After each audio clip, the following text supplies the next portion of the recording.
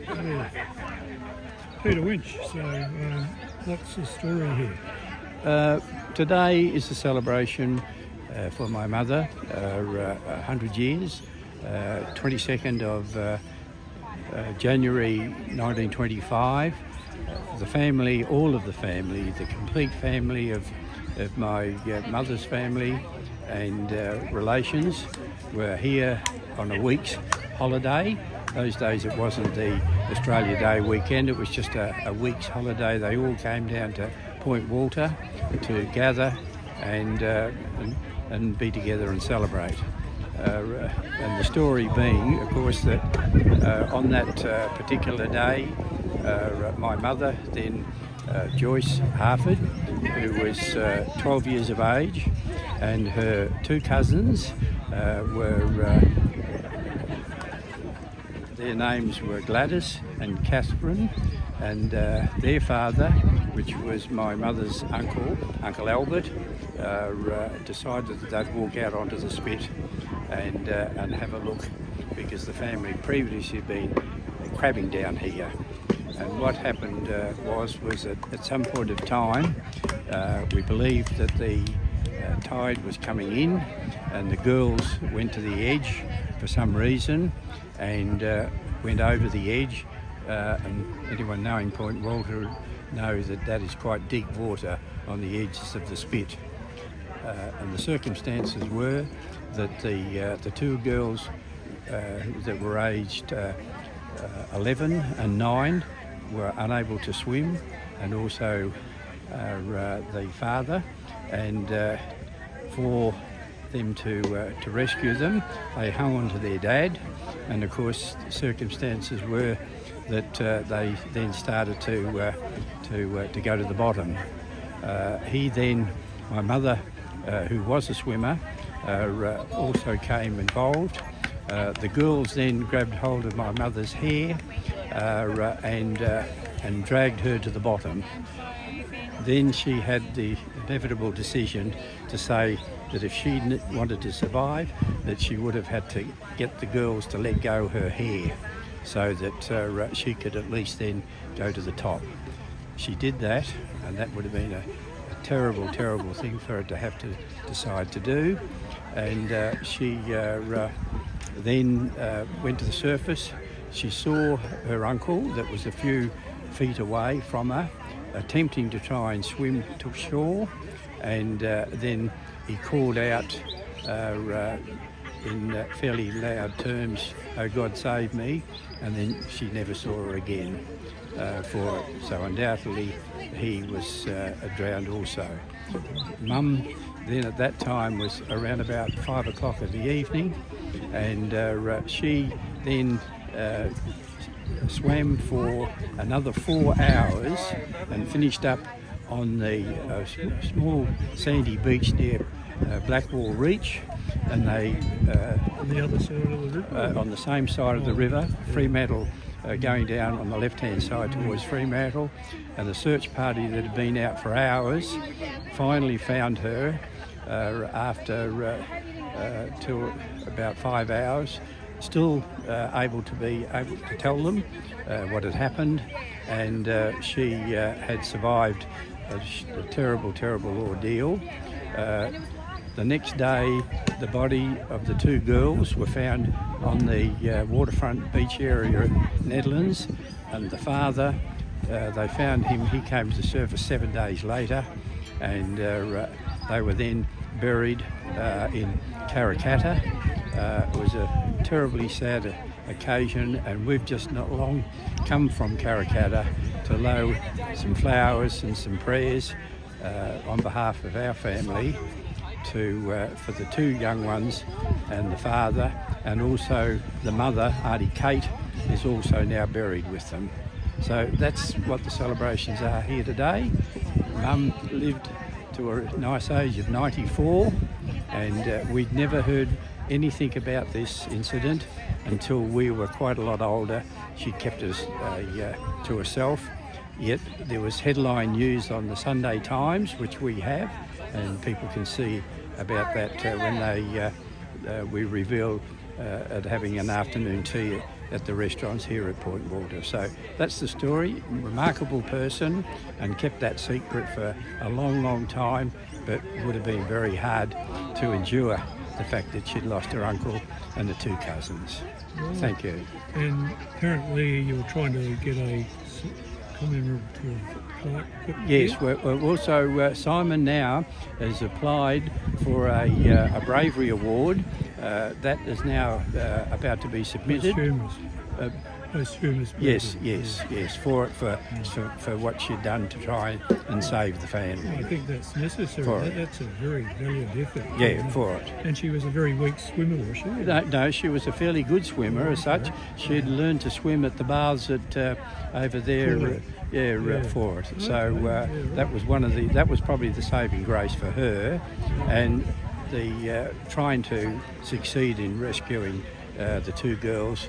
The father, well, that was going to be nearly impossible because of the size and weight of him. But that was it was headline news on the Sunday Times. All of Fremantle closed. They finished up getting donations, and they got over. Terry. They had over £900 that they'd got in donations, of which they bought her a house in Nelson Street in South Fremantle, and the rest of the money put aside for the other two girls that were young and not able to be with them at the time of the drowning, and a son, Albert. They lived on to good age. Albert, the youngest boy of the family, he lived to 91. Pretty good innings. So he had a good innings for it. So overall, it was and this is a memorable day for us to celebrate the fact that Mum had done what she her very best, but couldn't succeed in saving them, but lived to a very, very good age, and here we are today. Without her and that situation, we wouldn't be here to celebrate. And you're 84 years old. 83 years age, and my brother is 86, Lindsay is 75, and Megan is 73. So we're the four siblings of Mum. Have all our friends and relations, and also there's two other members of the family, of Mum's sister and brother, who are too young to be involved in the event, and Jill and Ian, who were waiting on to young, were the children of their father, who were also at the function at Port Walter. And this is Terry. Terry's the oldest brother. Say hello, Terry. Say hello, you've got video. Just It's normal. we're doing a documentary on the actual event. Right, so what's the discussion? Are we talking about anything in particular? Well, Peter's filled us in. Yeah, so more it's just to say that we're also here because of this occasion. We're here at Point Walter today to celebrate or to memorise people that drowned here 100 years ago. And how old are you now, Terry? And I'm now approaching 86. 86. Yeah. So in the 1940s, I mixed with some of the people that were involved around the people that drowned on the day. Their mother and their siblings, and then in later life we mixed with them as adults. And today we attended the grave and had a ceremony to just remember the time 100 years ago. The grave site, what was her full name? The family at the time were the O'Briens. The O'Briens and Harfords were there on the day for a picnic. Yeah, right. And that was Thursday the 22nd of January 1925. Okay. And unfortunately the day ended in tragedy. But in our case, my mother was the survivor of that event. She was an O'Brien. and she was a Harford. Okay. Yeah, so it was her cousins, the two daughters, 11 and 8, Catherine and Gladys, which drowned, and her uncle Albert, 36 years of age. They all drowned. Yeah, very tragic, really, wasn't it? It was. My mother survived and came ashore after the event, Peter's explained all that. 800 metres downstream from the sandbar. Yeah. Okay, well thanks Terry, that was really interesting stuff. So Pleasure, I Bill. hope to put together this documentary so that we have it for posterity. Pleasure, Bill. I think the was 13 for it and lived to the age of 94. And in that time, all the families and all the things that we've been able to do, and Catherine brought some photos out today, and it's absolutely remarkable to see the family that existed through that. Mum, Auntie Gloria, Uncle Jack, Auntie Iris, that created a wonderful family that we all enjoyed. I'd also like to say that the ceremony that we had today at Parramatta was very moving. It was a lovely occasion. We put the flowers on the grave, and there was some prayers and nice music that was played, and it was just very fitting to think that 100 years ago today that those girls and father were enjoying their day here at Queensville House. So yes, thank you very much again, as Terry said. I'd also like to thank Megs, Catherine and Anne for the wonderful effort that has been done today to showcase in what they put together on a board, which people can look at and see the full story and the sadness, but now the joy of that occasion. So let's, after this, go and join for afternoon tea and celebrate the life that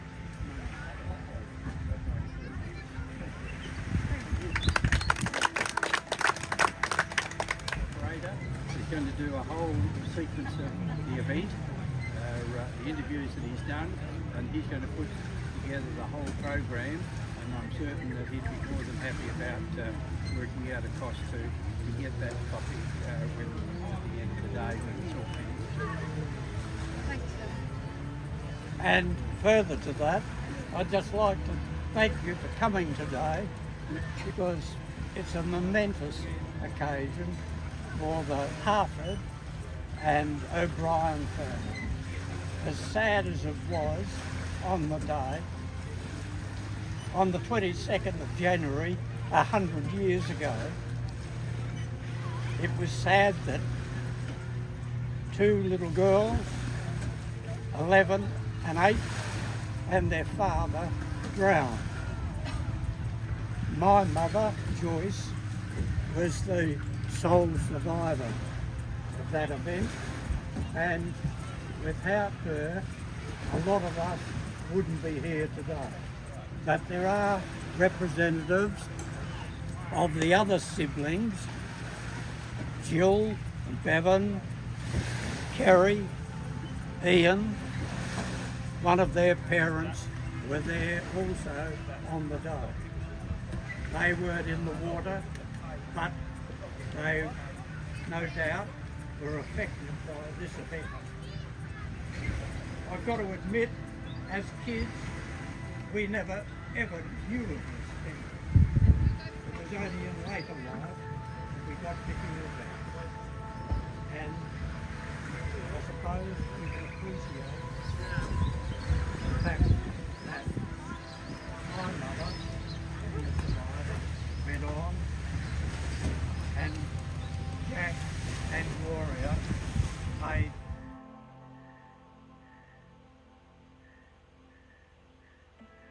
live, created another generation.